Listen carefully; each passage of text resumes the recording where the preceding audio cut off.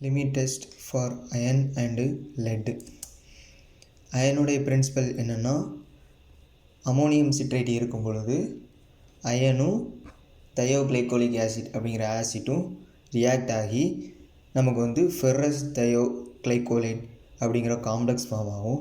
இது பர்பிள் கலரில் இருக்கிறதுனால அந்த சொல்யூஷனில் அயன் இருக்குது அப்படிங்கிறத நம்ம கண்டுபிடிச்சிடலாம். நம்ம கவனிக்க வேண்டிய விஷயம் என்னென்னா, அந்த சொல்யூஷனில் அயன் இருந்தால் தான் பர்பிள் கலர் ஃபார்ம் ஆகும்.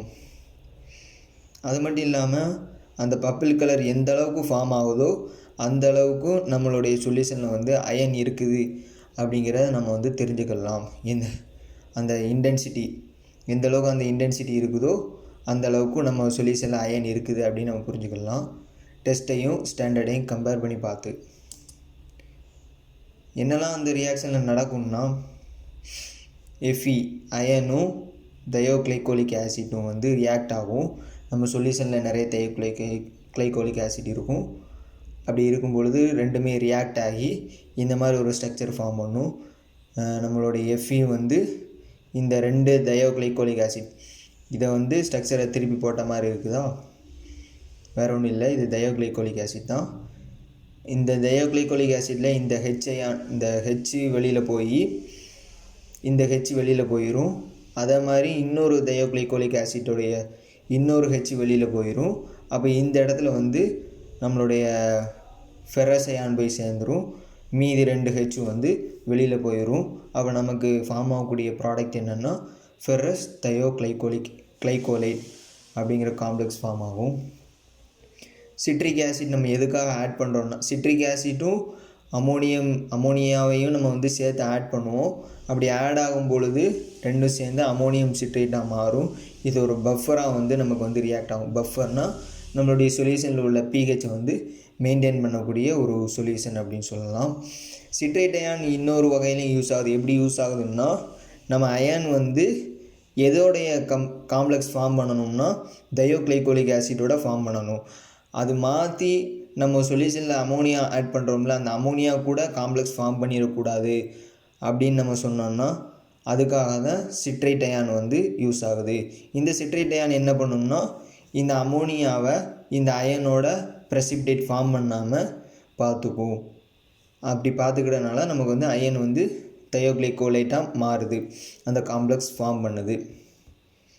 தயோக்ளைகோலிக் ஆசிட் இன்னொரு வேலையும் பண்ணுது. என்ன வேலை பண்ணுதுன்னா, நம்மளுடைய சொல்யூஷனில் உள்ள ஃபெர்ரிக் அயானை ஃபெர்ரஸ் அயானாக மாற்றுற வேலையை பண்ணுது. கன்க்ளூஷனாக முடிவாக நம்ம என்ன சொல்ல போகிறோம்னா, டெஸ்ட் சொல்யூஷன்லேயும் ஸ்டாண்டர்ட் சொல்யூஷனில் உள்ள பர்பிள் கலர் நம்ம கம்பேர் பண்ணுவோம். அப்படி கம்பேர் பண்ணும்போது டெஸ்ட் சொல்யூஷனில் பர்பிள் கலர் ஸ்டாண்டர்டை விட கம்மியாக இருந்துச்சுன்னு சொன்னால் நம்மளுடைய டெஸ்ட் சொல்யூஷன் எடுத்துருக்கக்கூடிய சொல்யூஷன் பாஸ் ஆகிருச்சு. எதை லிமிட் டெஸ்ட்டை ஃபார் அயனை பாஸ் ஆகிருச்சு. அதில் அயன் கண்டென்ட் கம்மியாக தான், அதாவது கரெக்டான அளவில் தான் இருக்குது அப்படின்னு நம்ம சொல்லிடலாம். லிமிட் டெஸ்ட் ஃபார் லெட்டு, அதனுடைய பிரின்சிபல் என்னென்னா, லெட்டும் டைதிசோன் அப்படிங்கிற ஒரு காம்பவுண்டும், டைதிசோன் அப்படிங்கிற டைஃபினைல் தயோகார்பசோன் அப்படிங்கிற காம்பவுண்டு அல்கலின் கண்டிஷனில் ரியாக்ட் ஆகும். அப்படி ரியாக்ட் ஆகும்போது நமக்கு லெட்டு டைதிசோனேட் காம்ப்ளெக்ஸ் ஃபார்ம் ஆகும். இந்த காம்ப்ளெக்ஸ் வயலட் கலரில் இருக்கும். மேலே பார்த்த மாதிரி தான் ஒரு கலர் ஃபார்ம் ஆகிறது, நம்ம அயனில் பார்த்த மாதிரி தான் இதுவும் இருக்கும். ஆனால் இதை ப்ரொசீஜர் பண்ணுறது கொஞ்சம் டிஃப்ரெண்ட்டாக இருக்குன்னு வச்சுக்கோங்களேன். இதில் நெஸ்லெஸ் சிலிண்டர் யூஸ் பண்ண மாட்டோம்.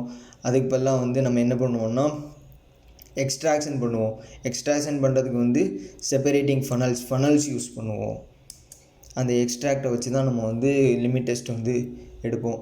என்னெல்லாம் நடக்குதுன்னா, லெட்டும் டைதிசோனும் ரியாக்ட் ஆகும். அப்படி ரியாக்ட் ஆகும்போது நமக்கு இந்த காம்ப்ளெக்ஸ் ஃபார்ம் ஆகும். லெட் டைதிசோனேட் காம்ப்ளெக்ஸ் ஃபார்ம் ஆகும். இப்படி ஃபார்ம் ஆகிறது மூலமாக நமக்கு வயலட் கலர் ஃபார்ம் ஆகுது. உண்மையிலே டைதிசோன் குளோரோஃபார்மோட இருக்கும் பொழுது க்ரீன் கலரில் இருக்கும். லெட் டைதிசோனேட்டோட காம்ப்ளெக்ஸ் ஃபார்ம் பண்ணோடனே வயலட்டாக மாறிடும். அதே மாதிரி தான் எந்த அளவுக்கு இன்டென்சிட்டி இருக்குதோ, வயலட் கலரோட இன்டென்சிட்டி இருக்குதோ அந்தளவுக்கு நம்மளுடைய சொல்யூஷனில் லெட்டோடைய குவான்டிட்டி இருக்குது அப்படிங்கிறத நம்மளால் அசியூம் பண்ண முடியும். இன்டென்சிட்டியை பொறுத்து தான், அதாவது டெஸ்ட்டோட இன்டென்சிட்டியையும் ஸ்டாண்டர்டோட இன்டென்சிட்டியையும் நம்ம குளோரோஃபார்மை மீடியமாக வச்சுக்கிட்டு நம்ம டெஸ்ட் பண்ணுவோம். அப்படி டெஸ்ட் பண்ணும்போது டெஸ்ட் சொல்யூஷன் ஸ்டாண்டர்டு சொல்யூஷனை விட வயலட் கலர் கம்மியாக ஃபார்ம் பண்ணியிருந்ததுன்னா அந்த டெஸ்ட்டில் அந்த சொல்யூஷன், நம்ம எடுத்துருக்கக்கூடிய சொல்யூஷன் பாஸ் ஆகிருச்சு.